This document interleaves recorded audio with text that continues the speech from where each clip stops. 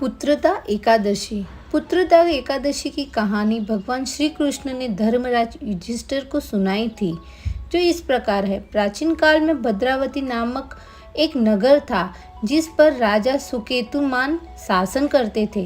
राजा के पास धन संपत्ति, राज्य और वैभव सब कुछ था, लेकिन उनकी कोई संतान नहीं थी। इस कारण राजा और उसकी पत्नी रानी शैश्या हमेशा चिंतित रहते थे। उन्हें यह चिंता सताती रहती थी कि उनकी मृत्यु के बाद उनका राजपाट कौन संभालेगा, उनके पितरों का पिंडदान और श्राद्ध कर्म कौन करेगा और कौन उन्हें मोक्ष दिलवाएगा। इसी सोच में डूबे हुए एक दिन राजा अपने रथ पर सवार होकर जंगल की ओर निकल पड़े। घने जंगल में भटकते हुए वे एक सुंदर सरोवर के पास पहुंचे, जहां उन्होंने एक आश्रम देखा। आश्रम में कुछ ऋषि मुनि वेद पाठ कर रहे थे। राजा ने उन्हें प्रणाम किया और अपनी व्यथा सुनाई। ऋषियों ने राजा की समस्या सुनकर कहा, हे राजन, आज से 5 दिन बाद श्रावण या पौष वर्ष के अनुसार मास के शुक्ल पक्ष की एकादशी है।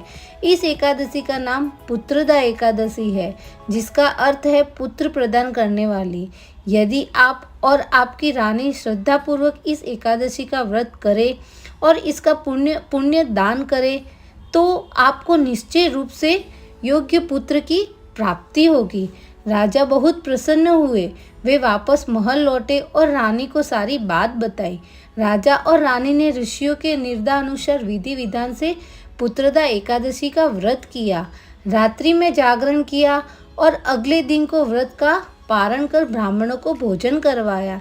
इस व्रत के पुण्य प्रभाव से कुछ समय बाद रानी गर्भवती हुई और 9 महीने बाद उन्होंने एक अत्यंत सुंदर, तेजस्वी और प्रजापालक पुत्र को जन्म दिया। श्री कृष्ण ने युधिष्ठिर से कहा कि जो भी मनुष्य इस पुत्रदा एकादशी का महत्व को पढ़ता, सुनता और विधिपूर्वक व्रत करता है, उसे संतान सुख की प्राप्ति होती है और वह संसारिक सुखों को भोगकर अंत में स्वर्ग लोक को प्राप्त होता है।